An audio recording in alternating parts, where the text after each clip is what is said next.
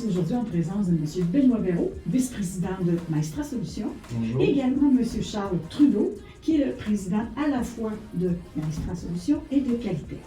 Bonjour, messieurs. Bonjour. Bonjour. Est-ce que vous pouvez nous expliquer, il y a un lien entre vous deux, entre les deux entreprises. Charles, est-ce que tu peux nous expliquer qu'est-ce que vous faites dans la vie, Qualitech et Maestria Solutions? Oui, je peux tout d'abord vous parler de Qualitech. Qualitech, on est une firme conseil en TI, industrielle, spécialisée au domaine de l'aluminium. Qualitech, on est en affaires depuis 1999. On a grandi principalement dans la région de Québec. Et après ça, un peu partout à travers la province du Québec, puis à l'international via les grands producteurs d'aluminium du Québec et d'autres entreprises. Donc, on est aujourd'hui un groupe là, chez Qualitech d'environ d'une cinquantaine de personnes. Puis à ça, on a joint le groupe Maestria Solutions en 2023. Donc, on ajoute d'une quinzaine de personnes de plus au groupe.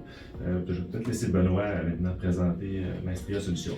Okay. Au niveau de Maestria, on fait affaire en fait depuis une vingtaine d'années. On a différents produits, principalement des produits pour l'électrolyse, donc des systèmes de mesure pour la distribution du courant dans les cuves, qui est utilisé non seulement au Canada, mais un petit peu partout sur la planète. On a des clients en Norvège, Moyen-Orient, on est même allé jusqu'en Inde avec ça. On a aussi d'autres systèmes pour l'option d'annonce vocale, donc Cicero, qui est connecté avec les systèmes de contrôle de cuve. Des systèmes qu'on a aussi vendus à plusieurs entreprises. Puis on a aussi des clients sur l'international de ce côté-là. Puis on a un autre système, Prometto, qui permet de faire le suivi du métal en fusion dans les usines et même en dehors des usines, donc parce que ça peut circuler dans les creusets. Puis il y a tout un aspect de sécurité. Puis, et même commercialement, c'est intéressant parce que ça permet d'avoir un contrôle de la qualité du produit. Donc ça, c'est des produits qu'on vend de façon régulière un petit peu partout. Je constate que vous êtes très complémentaires, donc cette union des deux entreprises, au total, donne quelque chose de plus solide encore. Oui. Et qui offre des produits d'une façon plus large. Oui, oui. Bravo pour ça. C'est dans nos plans de croître. Et maintenant, vous avez bénéficié de l'aide financière de Transal. J'aimerais que tu nous expliques, Benoît, très rapidement, à quoi ça a servi, cette aide, et puis quels ont été les résultats. Ouais. Une bonne partie de ça a été mise justement pour notre technologie de fourche de mesure. On voit ici un des modèles qui est là.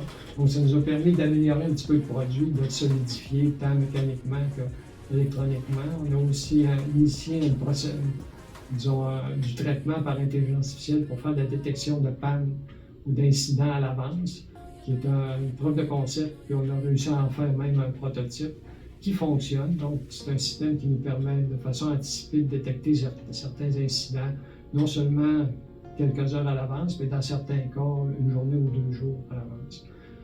Il reste, on veut continuer sur cette allée-là, puis peut-être en faire un système qui sera utilisable en production, parce qu'actuellement, c'est plus un prototype. Donc, c'est dans nos plans là, de continuer dans ce sens-là. Donc, ça a été une innovation. Oui, pour nous, oui. Et est-ce que ce développement-là vous a permis de vous positionner par rapport à votre compétition, donc de vous mettre... Bien là, disons qu'on a parlé un petit peu que c'était des choses qui allaient être disponibles. Il y a des gens qui sont intéressés. On est d'ailleurs en discussion là, avec des gens de l'extérieur de ce côté-là. Ça fait que c'est très porteur, on pense à long terme, d'aller dans la direction de l'utilisation de l'intelligence artificielle pour le genre de système qu'on a. Excellent. Et maintenant que vous êtes des gens très innovants, vous vivez avec ça, avec de l'innovation.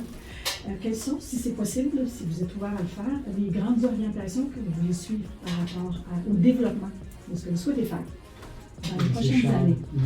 Benoît a déjà glissé un mot. Je pense que l'intelligence artificielle, c'est un incontournable en ce moment. Puis avec notre prototype, qui a été pour le concept, mais notre prototype, qu'on veut faire passer à la prochaine étape puis maintenant commercialisé.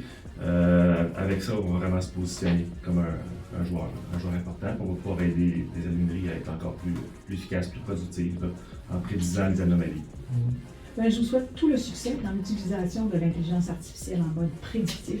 C'est effectivement une voie porteuse. Ouais. On vous souhaite beaucoup de succès, monsieur. Merci. Bon.